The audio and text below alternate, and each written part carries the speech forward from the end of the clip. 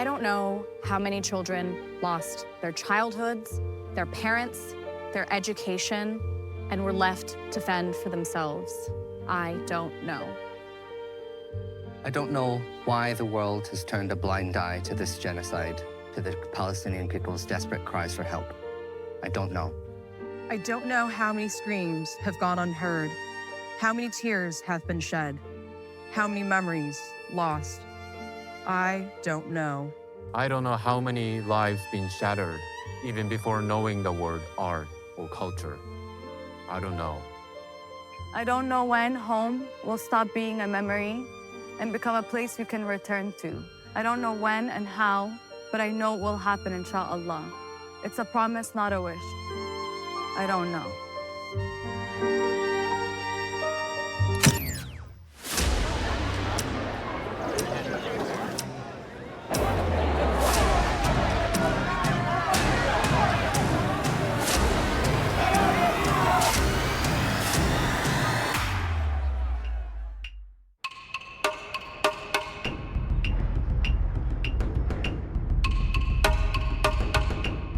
Japan, the land of the rising sun, a place where ancient tradition and cutting-edge technology collide in an almost hypnotic rhythm.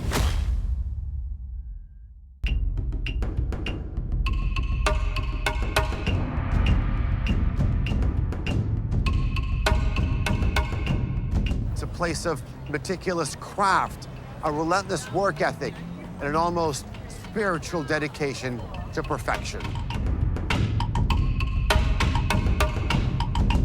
But it's also a country that has known suffering, deep generational suffering. Japan knows this kind of pain, the kind that lingers in your bones, in the soil, and in the DNA of its people. And so they stand with the Gazans, not as allies, but as those who have gone through the devastation, but live to tell the story.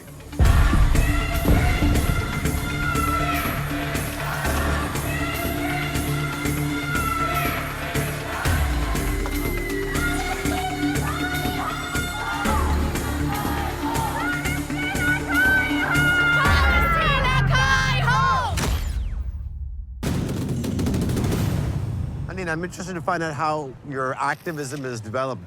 Keep considering your heritage and where you are now. After the genocide started in October 2023, the increased genocide, let's say, it's always been there. We decided we really need to step it up. And we came together, a bunch of people who didn't know each other before October, and decided, let's create a community. And decided to do what we could, protests, pushing for boycott, pushing for divestment, pushing the Japanese government to sanction. But we will not stop until Palestine is free. Tell me about the protests, the call for divestment, boycott, sanctions. It all started with which is a big trading company, and Najat, which is it's a group that does nuclear, pretty much demonstrations against arms trade, and they decided that we really need to go after and anyone that is trading with systems. Systems we know is one of the biggest companies that are part of this, complicit in this genocide. We protested outside of their office as we tried to rally, and we got them to divest and to cancel their memorandum with systems. And we were trying this kind of technique with other companies as well. Now our biggest focus is the Japanese pension plan, as it's funding LB systems. And as Japanese citizens, they should really be aware about it. They don't even know. And they should tell the Japanese government not to be funding genocide for their retirement. This is a shy culture in many respects. And you just said that it is a culture that does not like to be shamed publicly. Given those characteristics, how do you feel the society here views protests? Definitely mixed, emotions. Some people receive protests well. They see it, as kind of a brave action when people are really publicly expressing how they feel. Many others, I would say probably the majority, would feel like it's a bit loud, it's a bit annoying, disruptive in the way, especially if we're at stations or, they feel like we're just in the way. Anybody that has committed to the movement in Japan so far, has committed 200%. So although we have a lot of people that walk by, cover their ears, pretend like nothing is happening, the people that do pay attention and that do listen to us, they join us full force, ready to commit, all of their time and energy into this movement, and that's beautiful. One of the biggest things that's actually worked in Japan was a protest we did called Tears for Palestine, where people would come and simply draw a red teardrop on a very massive canvas, and we would just be reading out the names of the martyrs that passed away since October. That in itself, because it's kind of more mellow, it's emotional, it really touches something inside of them. It's tough, it's definitely labor inducive, but it's something we have to do to make it, welcoming and to try to grow this community as much as we can. If you were to describe in one word what Israel is doing, what would it be? I really don't think there is any word in any language that can hold the weight of what Israel has done to Palestine. I really don't think there's any word. I mean, you could call it what it is, genocide, say it's a nightmare, it's horrific, but none of it actually feels enough, really.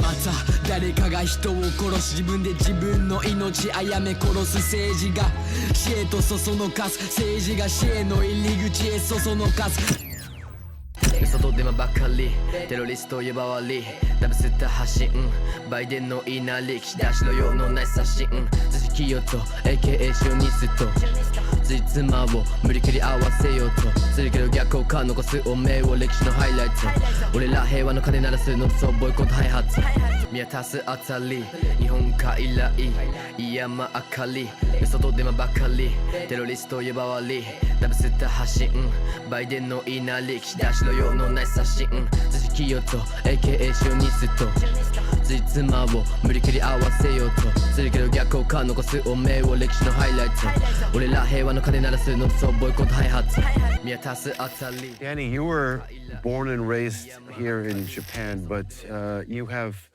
some members of your family that went through the Nakba. Yeah. Tell me how having a heritage both there and here sort of shapes and has affected your activism. My grandmother and great-grandmother survived through the Nakba, and my grandfather, survived Naksa. And, in Nablus, there's, I shouldn't say Nablus, but there's my family still there. And I'm born here, and I feel like, like I'm fighting for Palestine and also for my family, That makes me strong feeling, and that's why I'm doing this all stuff here,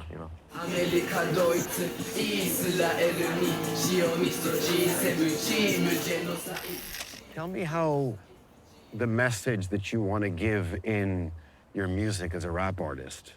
Like, I want to tell people, this is, insane, This is obviously Holocaust. This is something, I can't believe what is happening, First, most of Japanese people doesn't realize about this problem. They don't know even the name of Palestine, so I want, teach them about Palestine, teach history about Palestine. I want to tell them, please boycott, please care about Palestine, please care about humanity. Talk to me about the power of music and the type of music that you do. I'm doing protest in street, but I'm doing music also, right? There's sometimes people ignore protesting in the street, but they listen to music. And actually, in high school, they show my music video.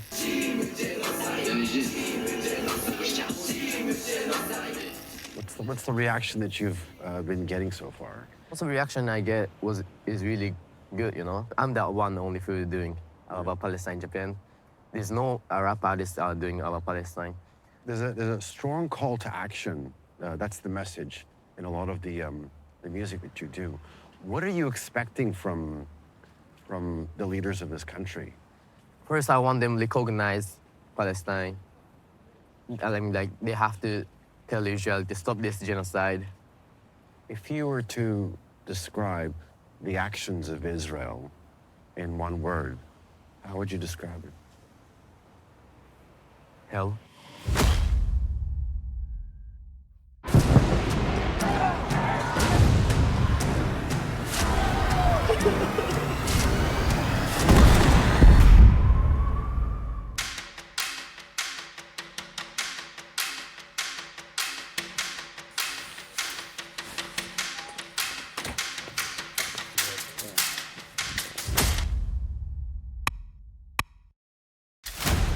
For more than a year, Yusuke has been a constant presence on Tokyo's busiest streets and squares. Rain or shine, he walks the same path to locations where he can hold his banner high and make his voice heard to passersby. It's one man's relentless fight for justice in the heart of Japan. 決して自分たちには関係がないと無関心の聞こえるではなく20歳以上の大人になることはできないなどとフリーパレスタインパレスチナに自由を我が国日本人の子供たちの未来を守れ今のまま During the day, you work as a carpenter. Yeah. But every night, you've been coming out in various places in Tokyo and demonstrating for a cause. すごく毎日ニュースを見てパレスチナのガザ地区で起こっていることやヨルダン川西岸で起こっていることに対して毎日ニュースを見て怒りに震えていてこの怒りの気持ちを何か話さないと解消できない。なので街中に出て無関心な人々に今起こっていることをぶつけてみたくなった。もう通り過ぎる人々を通行を邪魔してやってこのプラカードの文字をこう目に焼き付けてやろうと思って始めました。Sunshine, rain, snow, hot, cold. For you, it doesn't matter. Tonight, it's quite cold. It's physically demanding. Is it difficult? アラブの人からどうせ日本人はこの戦争が終わったらパレスチナのことを忘れちゃうのでしょって言われたことが心に残っててそれでこの問題毎日街頭に出て訴え続けるんってなって思ったのでとにかく一日も休まずに続けるようにしています。なので雨も雪も関係なく雷も関係なくやってます。In a matter of minutes, you have tens of thousands of people crossing in all directions. What is the people's reaction to what you're doing? 反応は、1年と3ヶ月ぐらい続けてるんですけど日本人からの反応はほとんどない。笑われたりからかわれたり頭のおかしい人がいるみたいに思われることが多いんですけども海外の旅行客の人がたくさん反応してくれてあなたの意見に賛同しますって言ってくれたりしてそれがこの行動を続ければ続けるほどその賛同の声が毎日ダイレクトに来るんで海外の人から。 How do you think the Japanese people view what is going on in Palestine, in Gaza, in the occupied West Bank? Do they feel close to it? 自分の国の政治にも興味がない自分の半径5メートル以外のことにはあんまり興味がない海外で何が起こっているのかもあんまり興味がない人が多くてパレスチナの問題ももちろんもっと声を上げてもらいたいとは思ってますがなかなかうまくはいかないです。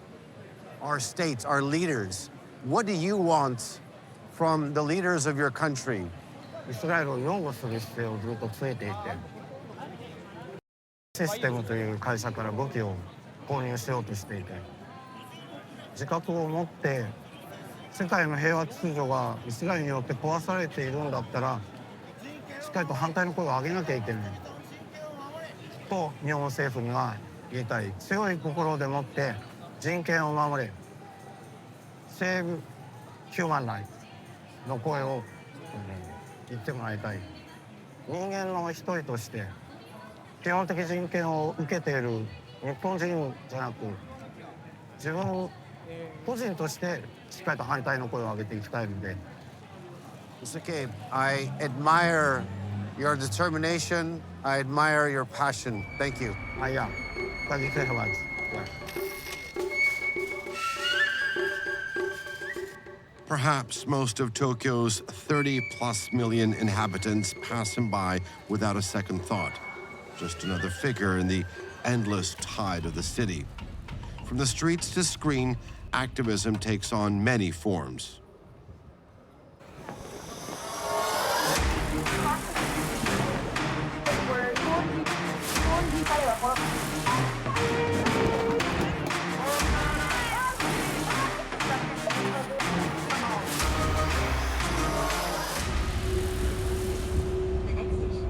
I hop on a train to meet up with a filmmaker who's telling stories that challenge and provoke. So, Neo, how does Japanese-American filmmaker become drawn to the Palestinian cause? Well, I spent my university years in the US, and I remember the first time I even recognized that there was something going on was through the film Five Broken Cameras, the documentary. So after that, I recognized that something was happening, but I don't know what was going on in my mind, but it didn't really translate to anything at all. And then I think it really was October 7th that opened my eyes. And then I started to link that all to the idea of US imperialism and how that has affected Japanese politics and history as well. And so suddenly all these issues has become completely interlinked.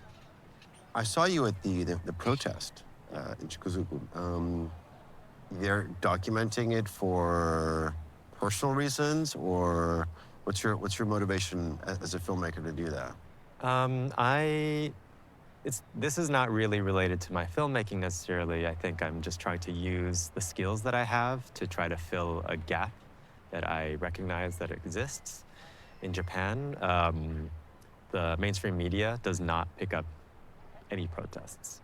I started to just take my camera to protests to film anything without even the thought of how I'm going to distribute it. But then somebody kind of in the solidarity movement suggested maybe we should start our own independent media to document these protests. So we've been going to every single protest that we can, filming. You know, settler colonialism, imperialism, land expansion, land grabbing, whatever. These are all sort of physical acts. And you actually have the death of tens of thousands of women, children, men, innocent people. But at the same time, Palestinian culture is being erased and demolished. I think this really relates to what the point of art is in this kind of world and this kind of time. And for me, immediately after October 7th, I was still making my film. And I was in total despair because what's the point of cinema? You know, what's the point of storytelling when none of these can stop a genocide, none of this can make an impact in the world, it seems. Then more recently, I was watching a lecture by the poet Rifat Al-Arir. He starts with a question. Why can Palestinians continue to resist and fight and persist even though so much destruction has been happening? And I realized that there's still something that maybe I can do. As my film has gone to different festivals and I've been meeting more wider swath of people, a large number of them care about what's going on and think that clearly the genocide is terrible. We're trying to do what we can within the world of cinema, and then I think a lot of people are also doing whatever they can, just unrelated to their work in cinema as well. Neil, on a final note, I want to ask you, how you would describe what's been going on in Palestine. Settler colonialism. Our next stop is to a city that carries the weight of history like no other in the country. It's where the past isn't just remembered, it lingers in the air.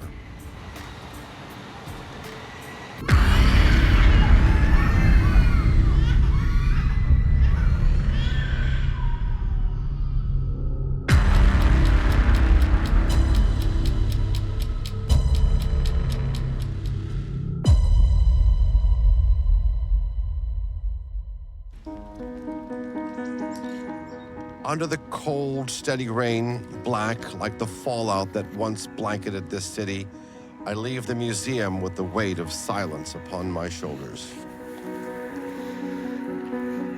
Empty stares at the only building that survived the devastating attack. Day turns into night, and rain turns into snow. But even that's not enough to blanket the voices of this group of Palestinian supporters.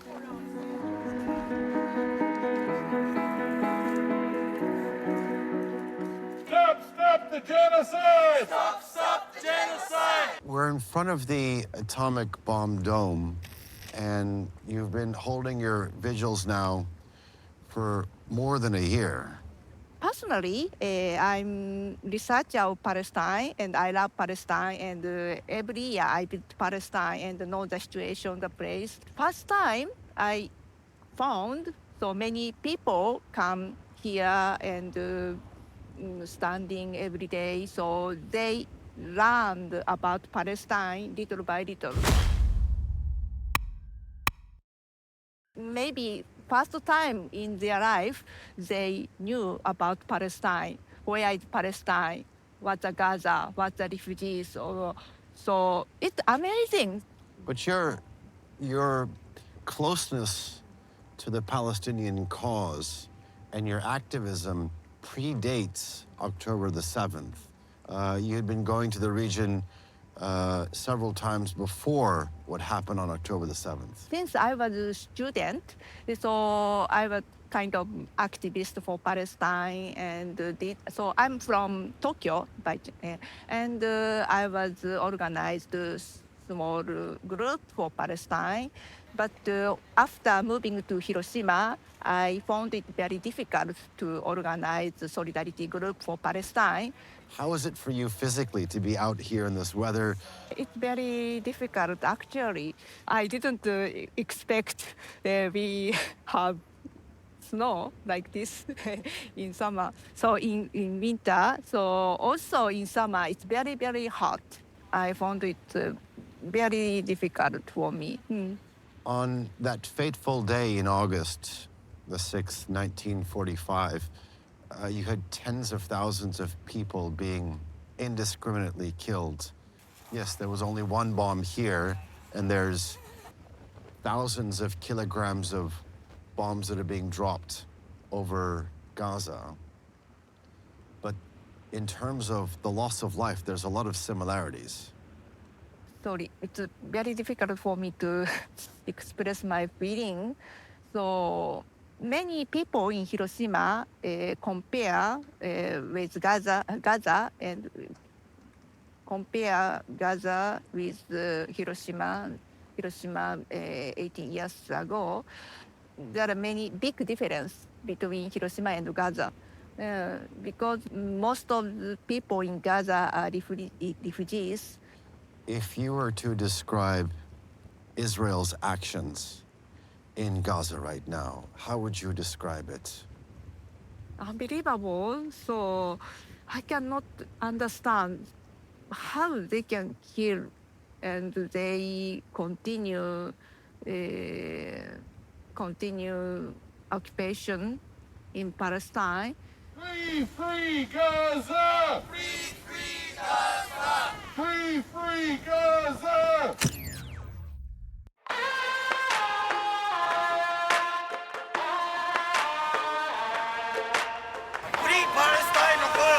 Get ready, we're born. On the one hand, Tokyo, one of the world's great capitals, a pulsing electric sprawl of modernity and tradition. And on the other, Hiroshima, a city that has known unimaginable devastation. That what we've seen in these two cities feels like a summary of Japan, a country of people whose hearts beat for Palestine and Gaza. For the Japanese people who bear the deep scars of a nuclear catastrophe, Palestine's struggle evokes a similar sorrow. Perhaps that's why their pain resonates in the streets of this country. Every banner and every slogan becomes a plea that touches us. And this goal doesn't seem likely to fall silent until both Palestine and Gaza are free.